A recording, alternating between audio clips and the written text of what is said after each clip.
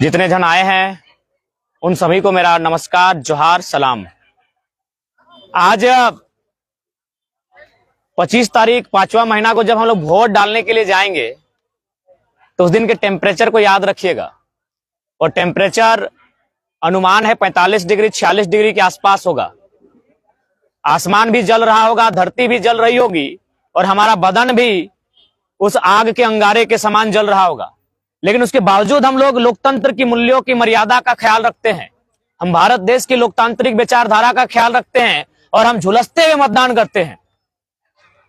उतनी गर्मी में जब हम घर से बाहर नहीं निकलते हैं, चाहे हमारे पिताजी कोई आवश्यक काम के लिए कह दे, लेकिन हम लोग बाहर कहते शाम होने दीजिए हम काम कर देंगे। लेकिन उसके बावजूद चूंकि भारत एक लोकतांत्रिक देश है और लोकतांत्रिक मर्यादा का ख्याल रखते हुए हम लोग जाके मतदान करते हैं। तो सवाल है कि केवल लोकतांत्रिक मर्यादा का ख्याल जनता ही रखे या जिन नेताओं को हम चुनते हैं वे लोग भी ख्याल रखेंगे। अगर वे लोग ख्याल रखेंगे तो आज परिस्थितियां ऐसी क्यों है भारत देश की, आज परिस्थितियां ऐसी क्यों है हमारे झारखंड राज्य की कि आज चंद मुट्ठी भर लोगों के हाथों में देश की सारी संपत्ति है, आज मुट्ठी भर लोगों के हाथों में देश की सारी शक्तियां जमा हो रही है।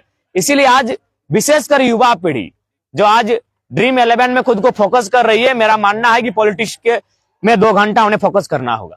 आज उन्हें से देश के इस राज्य की राजनीति की आवो हवा को समझना होगा, और नहीं तो आज देख सकते हैं क्या परिस्थितियां हैं। एक और युवा कहते हैं हम भगत सिंह को आदर्श मानते हैं और वो इलेक्टोरल बॉन्ड पे सवाल नहीं कर पाते हैं। ये भगत सिंह के सपनों का भारत नहीं हो सकता है।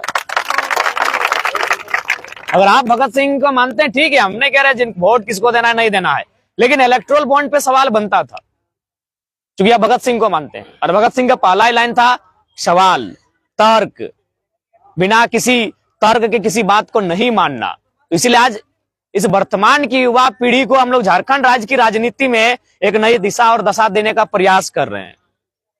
हम लोग प्रयास करने के लिए आए हैं। अब ये हमारा प्रयास सफल कितना होगा वह जनता की दुआ और आशीर्वाद पे डिपेंड करता है।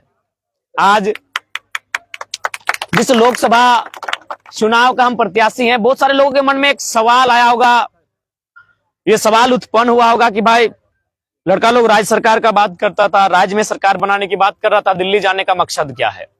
तो आप भली भांति जानते हैं कि हमारे राज्य में जो खनिज संपदा है, हमारे राज्य की जो मिनरल्स हैं, उनका समाधान, उन समस्याओं का निदान संसद भवन में हो सकता है। क्योंकि minerals act, company act, land education act, ये सारे एक्ट पर डिस्कशन केंद्र में होता है और केंद्र में हमारे जो राज्य के मुद्दे हैं उन पर कभी ना बहस होता है, ना हमारे राज्य के मुद्दों को विचार विमर्श में स्थान मिलता है, और हमारे राज्य के मुद्दे केंद्र के मुद्दों के सामने गौण हो जाते हैं। इसीलिए हमारा प्रयास होगा और हम लोग इस बात के लिए आपको आश्वस्त करेंगे कि केंद्रीय मुद्दों को हम लोग राज्य के मुद्दों पर कभी हावी नहीं होने देंगे। और बिल्कुल हम सवाल पूछेंगे, अगर 27% कोयला झारखंड देता है तो हेडक्वार्टर कलकत्ता किस हिसाब से है। हमें क्योंकि भारत सवालों का देश है, भारतीय संविधान आर्टिकल 19 हमें सवालों की इजाजत देता है, हमें अभिव्यक्ति की आजादी देता है। हम सवाल पूछेंगे कि यह कलकत्ता हेडक्वार्टर क्यों है भाई, जब तमाम बिजली का उत्पादन हमारी दामोदर घाटी निगम के आधार पे हमारे बोकारो और धनबाद की सरजमी पे होता है, तो कलकत्ता हेडक्वार्टर क्यों रहेगा बिजली का। हम अंधेरे में रहेंगे, आप जगमग क्यों रहेंगे। ये सवाल आज झारखंड की सरजमी से तैयार हुआ है और उन्हीं सवालों के उत्तर ढूंढने के लिए हमें सदन में जाने की आवश्यकता है। और चूंकि यहाँ युवा पीढ़ी है और जो भी अभिभावक भी हैं, चाचा लोग रहे चाहे दादा लोग रहे, वे लोग भी वोट अपने भविष्य के लिए करते हैं। उनका भविष्य यानी हम लोग हैं, बच्चे लोग हैं, और हमारा भविष्य क्या है, हमारा एजुकेशन है। हमारा एजुकेशन हमारा भविष्य है। उस एजुकेशन को हासिल करने के बाद जब हम किसी कंपटीशन में बैठेंगे वो हमारा भविष्य है। लेकिन आज देखिए, कंपटीशन यानी सीजीएल की परीक्षा, कंपटीशन यानी पीजीटी की परीक्षा, कंपटीशन यानी जेएसएससी की परीक्षा, कंपटीशन यानी जेपीएससी की परीक्षा। बताइए किस हालत में है झारखंड राज्य में। यानी इसका मतलब ये संदेश स्पष्ट है कि इन नेताओं को जो हमारे वोट से जीत कर जाते हैं उन्हें हमारे भविष्य की चिंता नहीं है। अगर है तो इसी कुर्सी पर उनको भी बुलाइए, इसी कुर्सी पर उनको भी बैठाइए, यही फूलों की माला होगी, यही स्प्राइट का बोतल होगा। और एक सवाल तो बनता है कि सर 28 जनवरी 2024 को जो परीक्षा हुआ था और जो पेपर लीक हुआ था, आपका स्टेटमेंट कहां है। आप क्यों चुन के गए हैं भाई। 5 लाख बच्चों ने फॉर्म को भरा था, यानी झारखंड के भविष्य की बात है और आप वहां चुपचाप हैं। आप गूंगे बन के आप मौन है, क्यों आप चुन कर गए हैं भाई? आप चुन के इसलिए गए हैं कि 6 महीना के बाद यहां जमीन 5 एकड़ खरीदना है, अगला 6 महीना में यहां 5 एकड़ जमीन खरीदना है। आप राजनीति करने गए हैं या व्यापारी का काम करने गए हैं?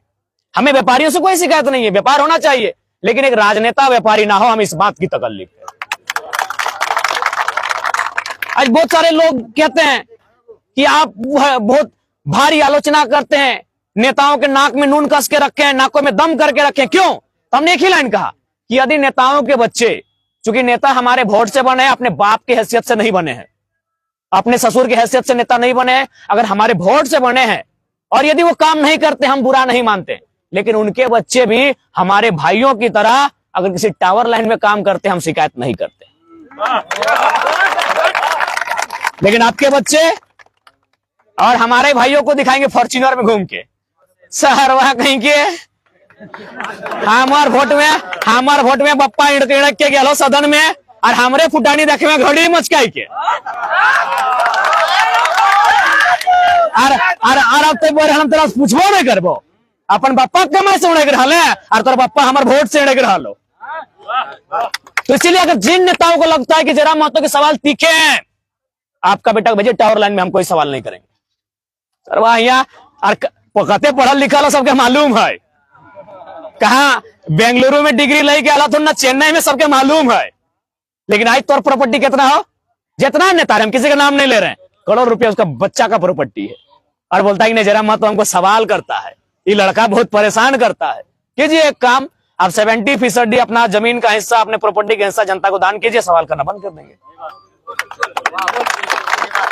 इसलिए आज देखिए, झारखंड को एक नई आइडियोलॉजी से बदला जा सकता है। आज बहुत सारे IAS IPS हमसे बैठते हैं, ये हम लोग अपनी प्रशंसा नहीं करेंगे, आपका आशीर्वाद है कि हम लोग का कद बढ़ रहा है, और IPS बैठते हैं हमारे साथ, वो बोलते हैं कि तुम्हारे झारखंड के बाद बाबू तेलंगाना अलग हुआ।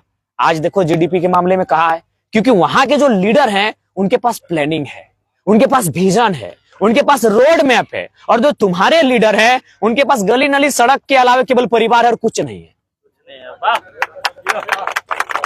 इसलिए आज अगर आप चाहते हैं कि हमारे बच्चों के भविष्य के बारे में कोई बात करे, तो आपको उन युवाओं को मौका देना होगा, उनको अवसर देना होगा जो आज राजनीति में कदम रखने जा रहे हैं।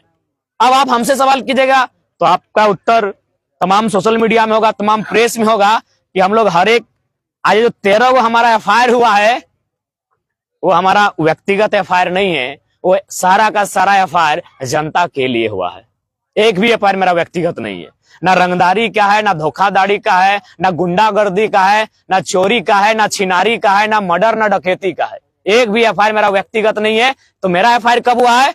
ना विधानसभा घेरने में, विधानसभा में धरना देने के लिए, ना आंदोलन करने के लिए, कंपनी में ताला जड़ने के लिए। तो भाई ये काम हम अपने लिए नहीं किए हैं, इस राज्य के आवाम के लिए किए हैं।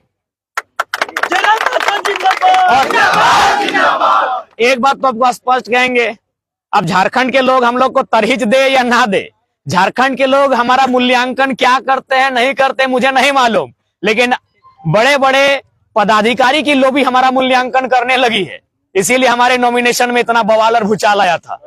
बड़े बड़े पदाधिकारी की लोभी हमारा मूल्यांकन कर रही है कि अगर ये बंदा सिस्टम में आया तो फिर जो लोग चोरी डकैती के साथ सिस्टम में बैठे हैं उनके वाट लगा के रख देगा। ये बड़े बड़े पदाधिकारी बोल रहे हैं कि अगर ये बंदा सिस्टम में आया तो भाई सबकी वाट लगना तय है। इसीलिए आज वो चाहते हैं कि ये सिस्टम में ना आए, और इसकी जानकारी हमें एक ईमानदार IPS ने दिया है, एक ईमानदार IAS ने दिया है हमें। उन्होंने हमें बुला के बोला तुमको हम छोटा भाई मानते हैं, लेकिन एक जानकारी देंगे कि तुम्हारे बारे में चल क्या रहा है। लीडर तो नो डाउट तुमको पसंद नहीं करते हैं, क्योंकि लीडर का मतलब था खुद नेता बनना और उसके बाद 20 साल बाद अपना बेटा चाहे पुतों को टिकट देके जाना। तुम वो बंद करने जा रहे हो। तो लीडर तो नो डाउट तुमको पसंद नहीं करते हैं, लेकिन कुछ पदाधिकारियों की लोभी भी है, जो भ्रष्ट है, जो भ्रष्टाचारी है, वो लोग तुम्हें पसंद नहीं करते हैं बाबू। क्योंकि तुम अगर सिस्टम में आओगे तो पोल उनकी भी खोलोगे, और तुम में जो साहस है, तुम में जो निडरता है, स्कॉर्पियो के छत में जो तो दहाड़ मारते हो, ये सबकी वाट लगा के रख देता है। तो इसलिए आज लोकसभा का प्रत्याशी पर हमको फर्स्ट टाइम लग रहा है ना कि कोई कैंडिडेट चुनाव नहीं लड़ रहा है, लग रहा है गिरिडीह की जनता चुनाव लड़ रही है। और एक अंतिम शब्द, चूंकि हमारे बड़े भाई हैं, ये अल्पसंख्यक समुदाय से आते हैं, चूंकि इनके समुदाय को एक भ्रम में फैलाया जा रहा है जेएमएम के वालों से कि छोड़ा जीतल बाद हिंदे जीतो हिंदे जीतो, हम घंटा कहीं नहीं जाए वाला ही हो, सरकार बने वो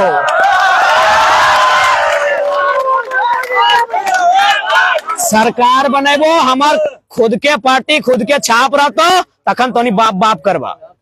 एकदम स्पष्ट है, जो भरम है एकदम भरम से दूर रहिए, हम लोग कहीं नहीं जाने वाले हैं, न केला न झमेला न तीर न तार न फूल न ढकना न चिलना, कहीं नहीं जाने वाले हैं। हमारी खुद की पार्टी होगी और मेरा खुद का छाप होगा, एकदम क्लियर है साहब साहब।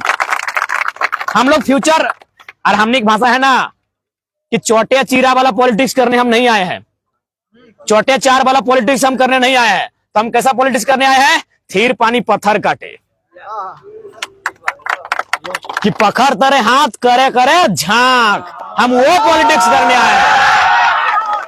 इसीलिए विशेषकर हमारे अल्पसंख्यक समुदाय के जितने भी हमारे चच्चा भाई लोग आए हैं, आप निश्चिंत रहिए, उस भ्रम में बिल्कुल नहीं आइए। गिरिडीह हम लोग जीत रहे हैं, इसीलिए वो लोग भ्रम फैला रहे हैं। हम लोग गिरिडीह जीत रहे हैं, इसीलिए हम लोग कहीं जाने वाले नहीं है, कहीं नहीं। अरे आज मेरा 13 को एफआईआर है, अगर जाना ही होता तो किसी बड़ा पार्टी में अभी चले थे कि हमारा बचाओ बप्पा, 13 को केस हमारा बचाओ, हम तो जे करना हो कर ले, अगर ते हमारा खाल उखाड़ में तो पहाड़ की कर, तो हम कह दलाल से दिन सुना अलग ना कि अब हमारा बाल उखाड़ेंगे तो किसका खाल कौन उखाड़ेगा, हम कह दलालिए। तो अगर हमरा जाए कल हिंदे उन्हें मिले करे हल 13 को मुकदमा हिया भटक रही हो, हिया भटक रही हो, ऐसा परेशानी हो, तो ऐसा बात बिल्कुल ना हो, बहुत मजबूती हो हमने। और जे भी हमरा भेजल हो, बड़ी ताकत दे के भेजल हो, पूरा हौसला दे के भेजल हो कि अकेले अखनी से टकराई गए बाप बाप कराए के रखल लिए। तो एकदम बिल्कुल कंफ्यूज में नहीं रहा, हमने गिरिडीह फतह कर रही है, और एक बाद भी झारखंड राज्य के पॉलिटिक्स में भी हमने बदलाव करे जा रही है। और पहला बदलाव तो हम कह दिलिए कि तोनी जब वोट दिए जी 25 तारीख के, तो अपन घर से अपन बूथ के दूरी नाप लिया, और से आधा दूरी में हमने संसद लाइब्रेरी की स्थापना करे के तैयारी में ही हो। ठीक है, तो अभी हमने के 7-8 पंचायत 11 कार्यक्रम है, बाकी सबके फिर से जोहार, नमस्कार, सलाम।